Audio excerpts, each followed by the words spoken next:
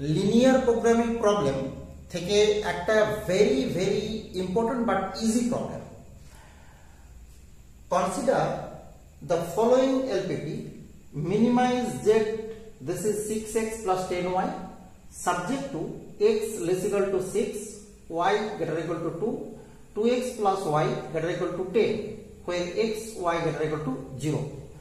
The redundant constant of this LPP is, okay, এবার দেখো আমরা এখানে রিডান্ডেন্ট এই কথাটাকে একটু বুঝে নিই।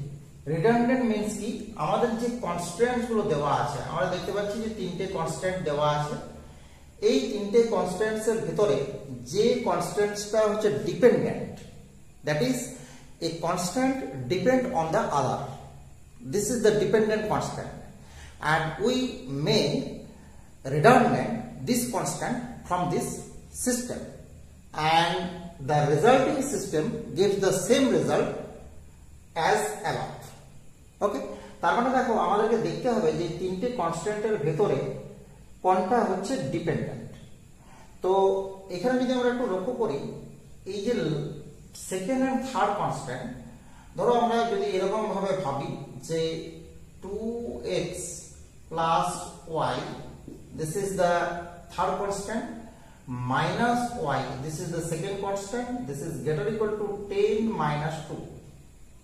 Okay, so we get 2x greater equal to 8, and this gives x greater equal to 4. তো বাট দেখো এই যে x greater equal to 4, এই যে ইকুয়েশনটা পেলাম বা এই যে রিলেশনটা পেলাম, এই রিলেশনটা কিন্তু এই রিলেশনটা নয়। তার মানে দেখা গেল যে সেকেন্ড থার্ড কে ইউজ করে আমরা কিন্তু ফার্স্ট রিলেশন পেলাম না। এবার আমরা যদি ফার্স্ট সেকেন্ড কে ইউজ করি তখন দেখা যাচ্ছে যে থার্ড পাচ্ছি না, বা ফার্স্ট থার্ড কে ইউজ করলেও আমরা দেখা যাচ্ছে সেকেন্ড পাচ্ছি না।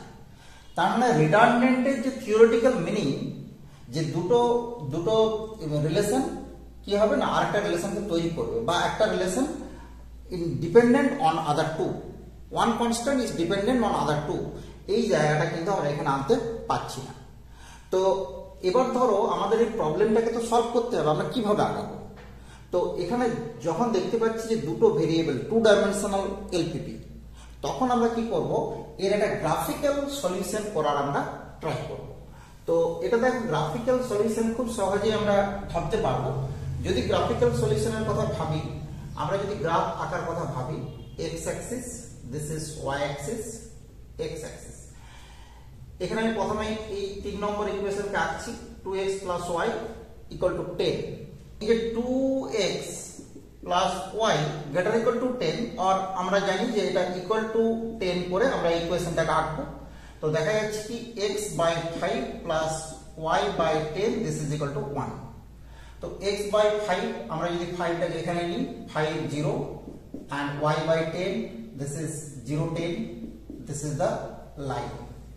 Okay, and this is greater equal to 10, so the region is outside. And now y greater equal to 2, y greater equal to 2 means এটা 2, this is y equal to 2, this is y equal to 2, and the region is upper side. And x less equal to 6, x less equal to 6 means এটা হচ্ছে কি 5, this is 6, x less equal to 6, and region is inner side, this is x equal to 6. তো আমরা দেখতে পাচ্ছি যে এই তিনটা রিজিয়নকে যদি আমরা কমন রিজিয়ন করি, কমন ফিজিবল রিজিয়ন, তাহলে কমন ফিজিবল রিজিয়ন হচ্ছে এই জায়গাটা, এটা হচ্ছে feasible region which satisfy all the constraints, all the 3 constant and non-negative restriction. তো এবার দেখো আমরা দেখতে পাচ্ছি যে এই রিজিয়নের ক্ষেত্রে তিনটে আমরা ভার্টেক্স পেয়েছি।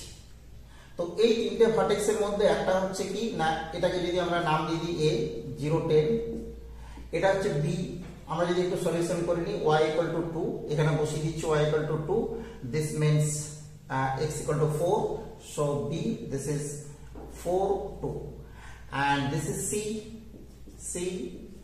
হচ্ছে x6 and x6 and y2, clear?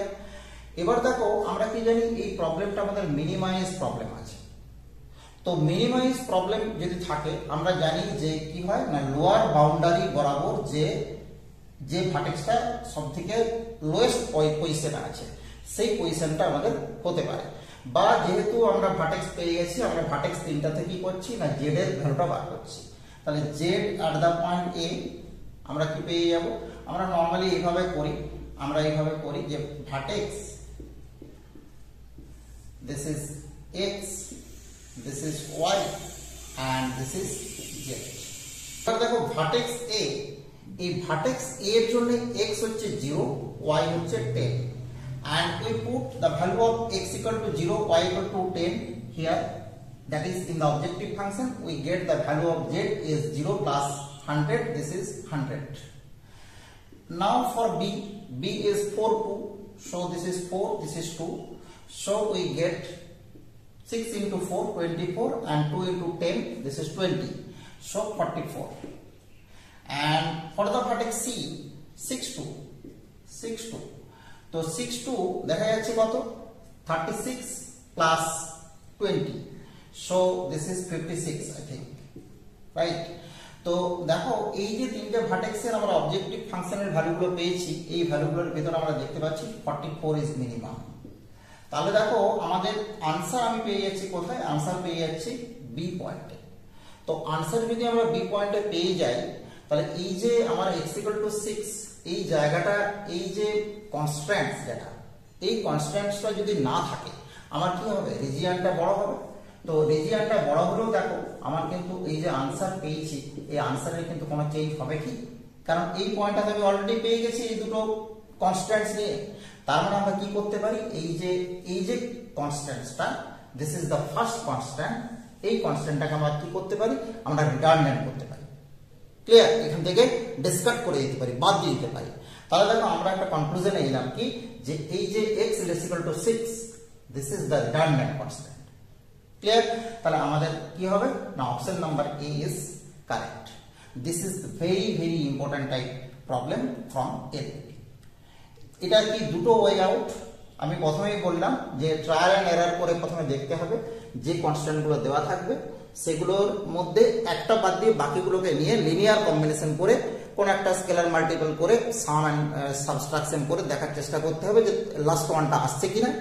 যদি এরকম না পাই, যে কোনটা আমরা যেমন এখানে ট্রাই করে দেখলাম যে কোনটার সাথে কোনটা কিন্তু কম্বিনেশন করে আমরা রিটার্ন করতে পারলাম না, লিনিয়ারলি ডিপেন্ডেন্ট এইভাবে প্রমাণ করতে পারলাম না, তখন আমরা দেখব যে আমাদের গ্রাফিক্যাল মেথড। এবার প্রশ্ন আসবে যে এটা যদি সেকেন্ড অর্ডারের বেশি থাকতো বা 2 ডাইমেনশনালের বেশি থাকতো, 2 ডাইমেনশনালের বেশি হলে নিশ্চয়ই এরকম ভাবে একটা প্রবলেম তোমাকে দেবে না, ঠিক আছে। তাহলে এখানে যেহেতু 2 ডাইমেনশনাল আছে তাহলে আমরা কিন্তু এইরকম একটা গ্রাফ এঁকে গ্রাফিক্যাল সলিউশন করে আমরা একটা রিটার্নমেন্ট কোনটা হতে পারে এখান থেকে পেয়ে গেলাম। ওকে, দেখতে থাকো math A to Z। Thank you for watching.